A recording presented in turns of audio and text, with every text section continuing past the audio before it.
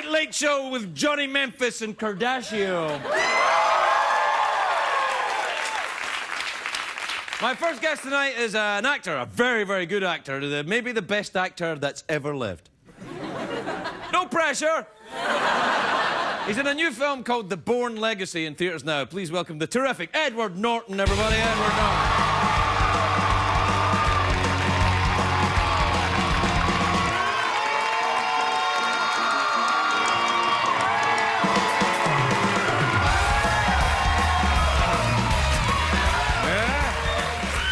Welcome, Edward. I haven't seen you in a while. It has been a while. And congratulations on being the best actor who ever lived. Thank you. That award's just been given out, hasn't it? When did the clock start on it, though? Like, I have a feeling you started the clock 5 minutes ago. No. I personally, I used to be known as Craig Ferguson, and I think it started, Fight Club or before, I'd say. But Johnny Memphis, he's followed you even longer. Wow. That's good. Do you ever, when you're playing a character, do you ever think, I'd prefer if my name was that? Oh, yeah, for sure. Worm, I mean... Worm, yeah. Smoochie, I mean... Oh, yeah, that's right, yeah. You've got some good names. I got some good ones. Would you ever play someone called Johnny Memphis? That's epic. I mean, I know. I got my little badge from The Price is Right. You know it's better than your real name. It is. I agree, you're yes. for all it's worth. Yeah, no. Do you have a little Yeah, I do, a little bit. I just traveled back from, your homeland. Tennessee. Yeah. So what else have you been up to then? What's going on? You were playing soccer. You've been making a film. Soccer. Yeah, the Bourne thing, of course. The Bourne movie. Yeah. Yes, that was a lot of fun. I did two. I did one that's still rolling out now as we speak, called Moonrise Kingdom. Which is very Wes Anderson's film. He's quite the innovator, isn't he? He's quite the odd I think artist. in my generation, I think he's one of the real American originals. I think he's going to go down as one of those rare directors, who was a real auteur. And this little film has turned into this kind of surprise. Yeah, it was a big hit. Yeah, hit. Yeah, so which was thrilling because we all kind of, when we did it, it was so little. We all lived in a house together, Bill Murray and Wes and me. And you lived in a house with Bill Murray? I did, yeah. Man, I've been in a restaurant with Bill Murray, and that's a lot. You're taking your chance. Yeah. That's a lot of Bill Murray. I mean, I'm a huge Bill Murray fan. Don't get me wrong. Yeah. I mean, Bill Murray's like a comedy god, but that's a lot of Bill Murray being around. It's right there. Yeah, no, it was fun, and his kid walked into my room one night at 3 in the morning, which was fun. Yeah, that'd be kind of weird. Yeah.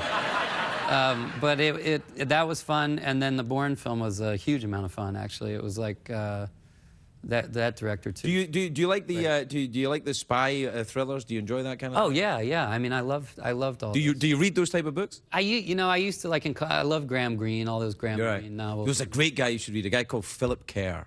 Yeah, no, You read that stuff? Is he Berlin Noir and Prague Noir. He writes novels about a detective who is a German policeman while the Nazis take over Germany, and he, it's like solves crimes, and Goebbels is after him. You know what I think? I think the appeal of those kind of books and these movies, the Bourne films, is everybody has that fantasy of being someone who gets to peek, who knows what's going on. Right. It's the idea that I'm going to be one of the special people who knows what's going on. And what I think is the fun about the Bourne films is that it's sort of the realization that even when you're inside, you're not really inside. Right. You're still getting used. You're still a cog in the machinery, and then you start pushing back against it. And I think they did Tony Gilroy he wrote all the original ones, and then he wrote and directed this one, and he did a fantastic job kind of expanding on the story. It keeps rolling out. Yeah, I know. I like the Bourne films. There's lots of fighting.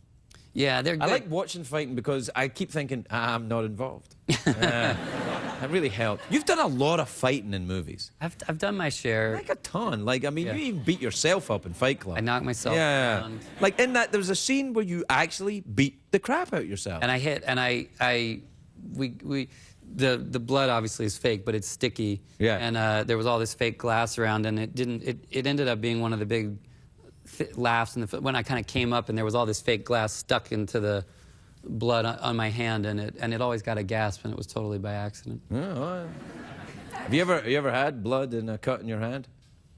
I had my period where I put my hand through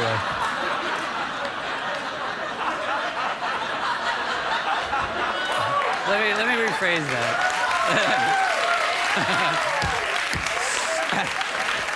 Strike that. What was the Willy Wonka? I don't know that Johnny Memphis cares to hear about your period. Yeah, that's well, you know, actors are sensitive. That's going to happen. Well, no, it's, you know, Dorothy Parker said, "Scratch an actor, you'll find an actress." Yeah. Yeah. Yeah. Well, there you are. There you go. Yeah.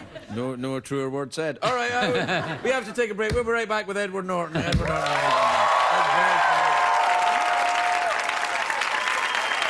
It would be perfectly normal for a person to have doubts about the morality of what we just asked you to do. Is that a question, sir? No, it's not. Tune into what I'm trying to say to you. Do you know what a sin eater is?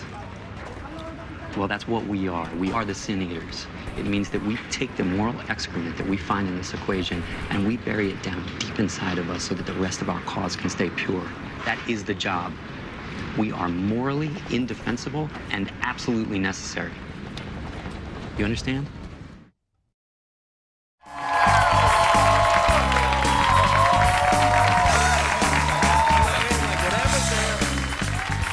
we're done, I had the first scary thing happen. Oh, really? Yeah. It was fine, but it scared me. Yeah. Welcome back, everybody. I'm here with Edward Norton, and he was talking about a period in his life. I guess there's the ones that you're actually happy come along.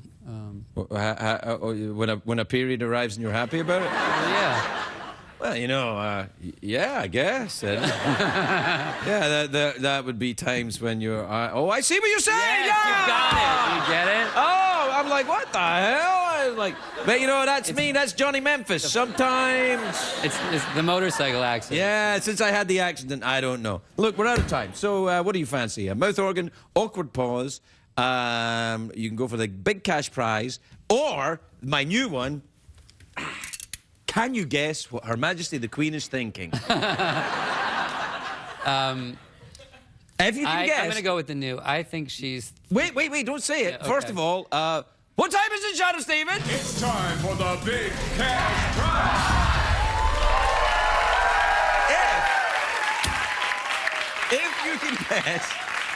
If you can guess correctly what Her Majesty the Queen is thinking, you'll win $50. $50. Are you ready? Yeah. All right. What am I thinking? I think she's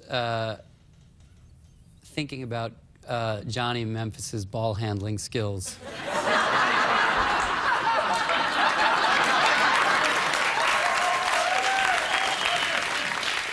Let's check in with Her Majesty and see if that's true. Is that true, Your Majesty? Well, I would have accepted, period. But yes, I am thinking about whatever he said. $50. Yeah, $50. All right.